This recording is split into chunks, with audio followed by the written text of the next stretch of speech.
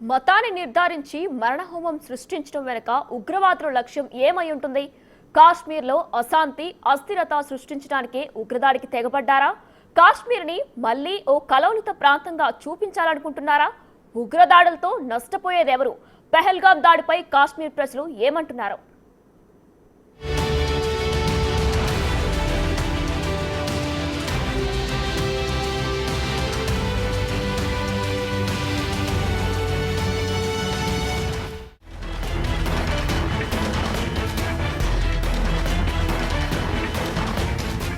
ఒక్క ఉగ్రదాడితో కాశ్మీర్లో మళ్లీ కల్లోలం చెలరేగింది. ఉగ్రమూకలు అదును చూసి పెహల్గాంలో దెబ్బకొట్టాయి. ఈ మారణహోమంతో వాళ్లు సాధించిందేంటనే చర్చ ఇప్పుడు మొదలైంది.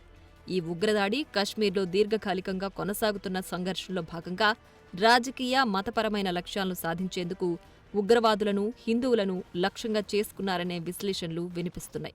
ముఖ్యంగా కశ్మీర్లో అస్థిరత సృష్టించేందుకే ఈ దాడి చేశారనే వాదనలు వినిపిస్తున్నాయి. కశ్మీర్లో శాంతి, టూరిజం, ఆర్థిక పురోగతిని దెబ్బతీసేందుకు వ్యూహాత్మక చర్యగా ఈ దాడి జరిగుండొచ్చని చెప్తున్నారు. హిందూ టూరిస్టులను లక్ష్యంగా చేసుకోవడం ద్వారా ఉగ్రవాదులు భారత ప్రభుత్వంపై ఒత్తిడి పెంచి కశ్మీర్ని మళ్లీ ఓ అస్థిరమైన ప్రాంతంగా చిత్రీకరించాలని భావిస్తున్నారు.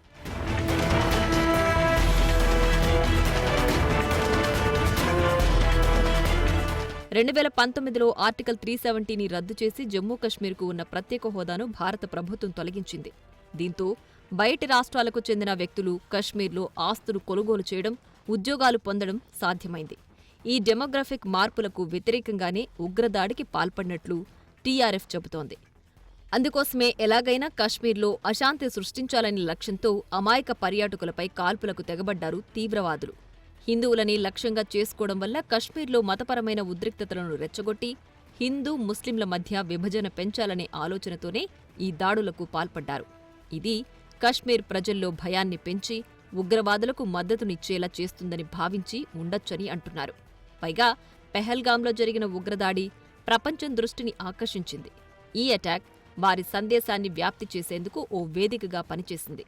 హిందువులను టార్గెట్ చేయడం ద్వారా దీనిని మతపరమైన దాడిగా చిత్రీకరించి తమ భావజాలాన్ని బలోపేతం చేసే ప్రయత్నం చేశారు.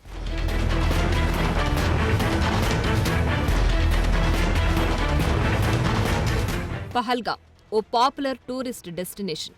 ఇది కశ్మీర్కు ఆర్థికంగా కీలకమైన రంగం. హిందూ టూరిస్టులను లక్ష్యంగా చేసుకోవడం ద్వారా ఉగ్రవాదులు టూరిజం రంగాన్ని దెబ్బతీసి కశ్మీర్ ఆర్థిక వ్యవస్థను బలహీనపరచాలని లక్ష్యంగా పెట్టుకున్నారు.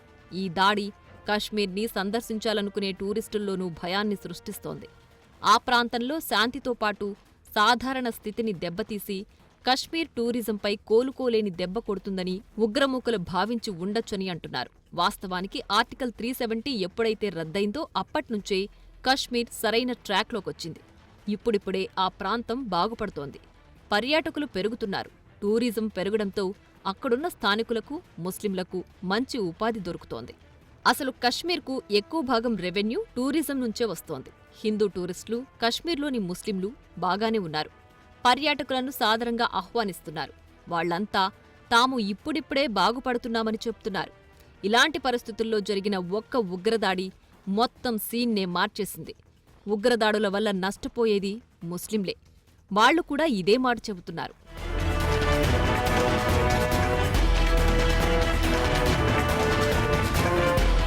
కశ్మీర్ ఎప్పటికీ ప్రశాంతంగా ఉండకూడదనేది ఉగ్రవాదుల ఆలోచన. కశ్మీర్ ప్రశాంతంగా ఉంటే ఉగ్రవాద సంస్థలు కళ్లల్లో నిప్పులు పోసుకుంటాయి. అందుకే ఇలాంటి ఉగ్రదాడులకు తెగబడుతుంటాయి. టెర్రరిస్టులకు కశ్మీర్ ఎప్పటికీ రగులుతూనే ఉండాలి. ఇక్కడ ప్రశాంతత నెలకొంటే కశ్మీర్ పూర్తిగా ఇండియా కంట్రోల్లోకి వెళ్లిపోతుందనే ఆలోచనతో ఉన్నాయి ఉగ్రవాద సంస్థలు. ఇప్పటికే కశ్మీర్లో పరిస్థితులు మారిపోయాయి. లోయలో స్థిరత్వం నెలకొంది. టూరిజం పెరిగింది. స్థానికంగా ఉన్న ముస్లింలు కూడా బాగుపడుతున్నారు. ఇదిలాగే కొనసాగితే కశ్మీర్ తమకు కాకుండా పోతుందనే లెక్కల్లో ఉన్నారు. కశ్మీర్ ఎప్పటికీ ముస్లింల రాజ్యమేననే భావనలో ఉన్నాయి ఉగ్రమూకలు. అందుకోసమే హిందువులు అక్కడ అడుగుపెడితే ప్రాణాలకు గ్యారెంటీ లేదనే భయాన్ని సృష్టించేందుకే పెహల్గాంలో ఈ స్థాయిలో దాడికి తెగబడ్డారు. కాని ఈ ఉగ్రదాడులు అక్కడి ముస్లింలకే నష్టం చేస్తున్నాయి. టూరిజం పడిపోతే వారి ఉపాధి దెబ్బతింటుంది. కశ్మీర్ ఆర్థిక వ్యవస్థ బలహీనమైపోతే స్థానికుల బతుకులు దుర్భరంగా మారతాయి. ఇది కశ్మీర్లోని స్థానికులకు కూడా అర్థమైంది. ఈ ఉగ్రదాడులను వాళ్లు కూడా వ్యతిరేకిస్తున్నారు. ఉగ్రవాదులకు మద్దతించే చర్యలు కూడా చాలా వరకు తగ్గించారు.